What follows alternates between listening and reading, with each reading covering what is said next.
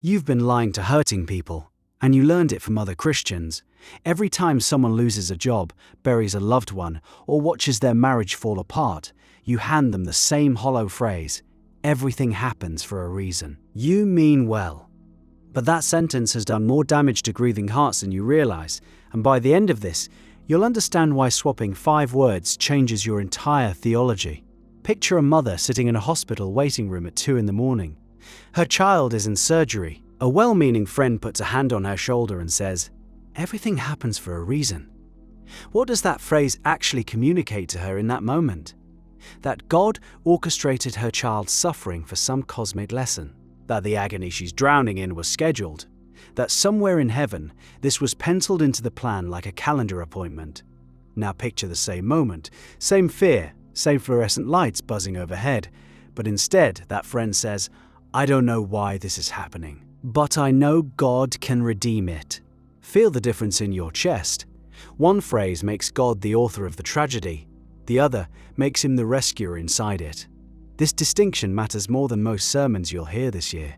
And it starts in Genesis. When Joseph's brothers sold him into slavery, they did something evil. Scripture is clear about that. They acted out of jealousy, cruelty, and spite. Joseph spent years in a foreign land, years in prison, years waiting for God to move. And when he finally stood before those same brothers in Genesis chapter 50 verse 20, he said, "You intended to harm me, but God intended it for good, to accomplish what is now being done, the saving of many lives." Notice what Joseph did there. He held 2 truths at once. The harm was real, the evil was real, and God's redemptive power was also real. He never said, "It happened for a reason." He said, "You meant it for evil, and God turned it into something life-giving." That's redemption. God taking what was broken and making it serve life. The suffering had a human cause, mercy. Joseph refused to collapse those 2 causes into one tidy phrase. So where did we get this idea that everything happens for a reason? Partly from Romans 8:28, which might be the most misquoted verse in the entire Bible. And we know that in all things God works together for the good of those who love him, who have been called according to his purpose. Read that again slowly. It says God works in all things. Works, present tense, active verb. God is laboring inside your circumstances, pulling threads together, weaving redemption into the wreckage. The verse never says God caused all things. It says he's working within them. That single word, works, carries the weight of the entire gospel. God enters the mess. He doesn't create it from a distance and watch. And yet, we've turned this verse into a greeting card. We've flattened it into passive fatalism. Well, it must have happened for a reason. As if God needed your car accident to teach you patience. As if he required your bankruptcy to build your character. The God of Scripture is far more creative than that, and far more compassionate. Think about Job, a man who lost everything: children, health, wealth, reputation. His friend showed up with the ancient version of "everything happens for a reason." Eliphaz told him he must have sinned. Bildad told him God was disciplining him. Zophar told him he deserved worse. They were all trying to assign a reason, to make the suffering logical. And in chapter 38, God himself showed up and corrected every single one of them. God never gave Job a reason. He gave Job himself. "Where were you when I laid the earth's foundation?" That response dismantles the entire framework of suffering needs a reason theology. God's answer to pain wasn't an explanation, it was a presence. This reshapes how you walk through your own valleys. When you're in the middle of grief, loss, confusion, your soul doesn't actually need a reason. Reasons are for the mind. Your soul needs a redeemer, someone who sits with you in the ashes and says, "I will make something from this." Psalm 34:18 tells you the Lord is close to the brokenhearted and saves those who are crushed in spirit. Close. The Hebrew word there implies pressing near, almost leaning in. God draws closer to you in your suffering than at any other time. He's leaning into your grief right now if you'll let him. And here's where the theology gets practical, because this changes how you treat other people. When your friend tells you about her miscarriage and you say, "Everything happens for a reason," you've just told her that God killed her baby for a purpose she should be grateful for. You didn't mean that, but that's what she heard. When your coworker loses his father and you say, God has a plan. You've turned the God of compassion into a cold architect. You've made the grieving person feel guilty for hurting, because if it's all part of the plan, then sadness becomes a lack of faith.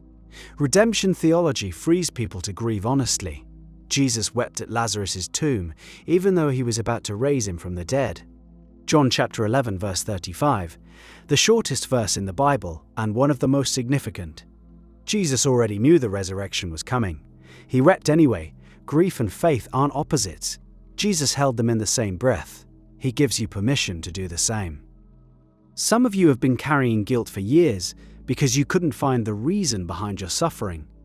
You've been told that if you just had enough faith, the purpose would become clear. So you've been squinting at your pain, trying to decode it like a message, wondering what lesson God is forcing you to learn. Stop. The lesson might not exist. The reason might simply be that we live in a fallen world where disease and betrayal and loss happen because sin fractured everything. Genesis chapter 3 didn't just break Adam's relationship with God. It broke the entire created order. Earthquakes, cancer, miscarriage, abuse. These are consequences of a world groaning under the weight of the fall. Romans 8:22 says creation itself is groaning, waiting for redemption. Your pain might have no individual lesson attached to it. It might simply be the groan of a broken world pressing against your life. But, and this is where hope breaks through like dawn, God wastes nothing. He takes the groan and turns it into a song. He takes the scar and turns it into a story that saves someone else. He took the cross, the most brutal instrument of execution the Roman Empire ever designed, and turned it into the symbol of eternal hope. If God can redeem crucifixion, He can redeem your Tuesday. 2 Corinthians chapter 1 verses 3 and 4 say, "The God of all comfort, who comforts us in all our troubles, so that we can comfort those in any trouble with the comfort we ourselves receive from God." Your pain becomes medicine for someone else's wound. Your bankruptcy story becomes the lifeline another family clings to. Your grief becomes the bridge that lets you sit with a stranger in their darkest hour, without flinching. God recycles suffering into ministry. That's redemption at work. So how do you live this out? 3 shifts that will change the way you walk with God and with people. Stop assigning reasons to other people's pain. When someone is hurting, your job is presence. Sit with them. Weep with those who weep, as Romans 12:15 instructs. The urge to explain suffering is often your own discomfort, wearing a theological mask. You want their pain to make sense, because senseless pain scares you. Let it be senseless. Let God be the one who weaves meaning into it over time. Start praying for redemption instead of explanations. When you're in the valley, stop asking God why and start asking what. What are you making from this, Lord? What comfort am I receiving that I'll one day hand to someone else? What part of my character is being forged in this fire that couldn't be shaped any other way? James chapter 1 verses 2 through 4. Consider it pure joy, my brothers and sisters, whenever you face trials of many kinds, because you know that the testing of your faith produces perseverance. Let perseverance finish its work so that you may be mature and complete, lacking nothing. James doesn't say trials happen for a reason. He says trials produce something, and that something requires your cooperation. Perseverance is active. You participate in your own redemption story by refusing to quit. Guard your theology at funerals. The worst theology in the church gets spoken at gravesides. God needed another angel. It was their time. Heaven gained a saint. These phrases comfort the speaker more than the mourner. The mourner needs to hear that God is close, that He sees their tears, that He collects them in a bottle, as Psalm 56:8 describes. They need to hear that resurrection is coming, that death doesn't get the final word, that the same God who called Lazarus out of the grave will one day call their loved one by name. The phrase, "everything happens for a reason," puts God on trial. It asks the grieving person to defend God's character while they're still bleeding. Redemption theology takes God off the witness stand and puts Him back where He belongs, beside the brokenhearted, working in the wreckage, pulling beauty from ashes, exactly as Isaiah 61:3 promises. You serve a God who specializes in aftermath. He meets you after the betrayal, after the diagnosis, after the phone call that changed everything.